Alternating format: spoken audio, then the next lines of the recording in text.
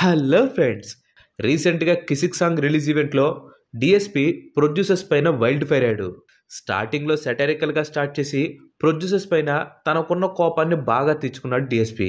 మనందరికీ తెలిసిందే, రీసెంట్గా పుష్ప 2కి డిఎస్పిని రీప్లేస్ చేసి ఎస్ఎస్ తమన్ని అలాగే లోకనాథ్ని, శామ్ సిఎస్ని మ్యూజిక్ డైరెక్టర్స్గా పెట్టుకున్నారు. ఇలా రీప్లేస్ చేయడానికి రీజన్ ఏంటి? సుకుమార్కి డిఎస్పికి ఏమైనా గొడవైందా, లేకపోతే బన్నీకి డిఎస్పికి ఏమైనా గొడవైందా అని చెప్పి చాలా మంది తల్ల బాదుకున్నారు. అండ్ ఇంకొంతమంది అయితే ఇది జరుగుండొచ్చు, అది జరుగుండొచ్చు అని చెప్పి కొన్ని థీరీస్ని అయితే బయటకు తీసుకొని వచ్చారు. బట్ వీటన్నిటికీ ఫుల్ స్టాప్ పెడుతూ లేట్ అవడం వల్లే నన్ను తీసేశారని చెప్పి డిఎస్పి సెటరికల్గా తెలిపారు. మనం ఏది కావాలంటే అది అడిగి తీసుకోవాలి, అది ప్రొడ్యూసర్స్ నుంచి డబ్బులైనా లేదా స్క్రీన్ పైన వచ్చే క్రెడిట్స్ అయినా. కరెక్టే కదా బన్నీ? మనకేం కావాలన్నా మనం అడిగి తీసుకోవాలి, అడగపోతే ఎవరు. కరెక్టే కదా బన్నీ?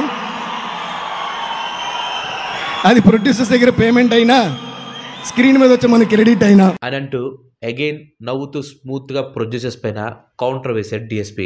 ప్రొడ్యూసర్స్ కి నేనంటే ప్రేమే, బట్ ప్రేమ ఉన్న చోట కంప్లైంట్స్ ఎక్కువ ఉంటాయి, కానీ ఇక్కడ ఏంటో ప్రేమ కంటే కంప్లైంట్స్ ఎక్కువ కనిపిస్తున్నాయి అంటూ ప్రొడ్యూసర్స్ ని ఉద్దేశించన్నారు. ఏదైనా ఉంటే స్ట్రైట్ ఫార్వర్డ్ గా మాట్లాడతాను, అందుకని ఇలా స్ట్రైట్ గా మాట్లాడుతున్నాను, ఇలా అడగటంలో కిక్ ఉంటుందని చెప్పి డిఎస్పి అన్నారు. ప్రతిదీ నాకు మీకు చాలా ప్రేమ ఉంది నా మీద, కానీ ప్రేమ ఉన్నప్పుడు ఏంటంటే కంప్లైంట్స్ కూడా ఉంటాయి.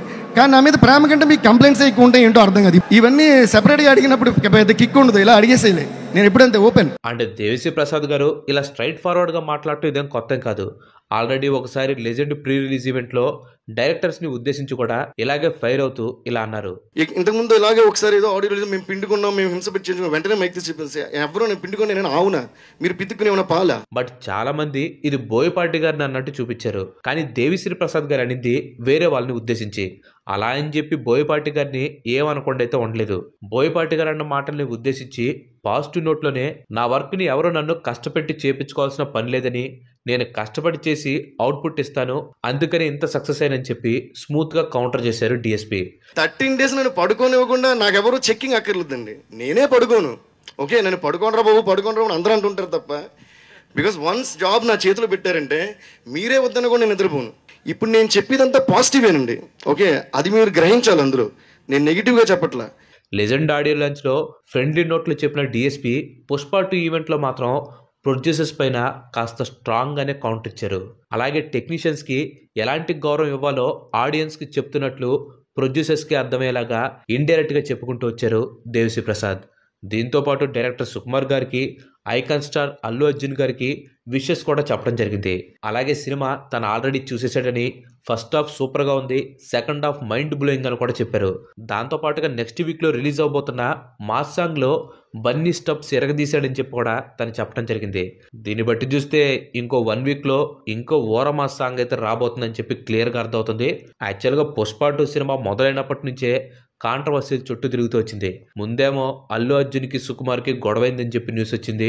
ఆ తర్వాత మల్టిపుల్ మ్యూజిక్ డైరెక్టర్స్ ని యాడ్ చేయటం, ఇప్పుడు డిఎస్పి ఇలా ఫైర్ అవటం, అన్నిటికంటే మెయిన్ గా మెగా ఫ్యాన్స్ నుంచి, పవన్ కళ్యాణ్ ఫ్యాన్స్ నుంచి వ్యతిరేకత రావటం. ఇన్ని కాంట్రవర్సీస్ ఉన్నా కానీ సినిమా అవుట్పుట్ మాత్రం బాగా వచ్చిందని చెప్పి అర్థమవుతుంది. ఎందుకంటే ఆ ట్రైలర్ చూస్తేనే మనకి క్లియర్ గా అర్థమైపోతుంది. ఏదేమైనా కానీ ఎన్ని కాంట్రవర్సీస్ వచ్చినా కానీ ఈ సినిమా కోసం చాలా మంది ఎగరగా వెయిట్ చేస్తున్నారు.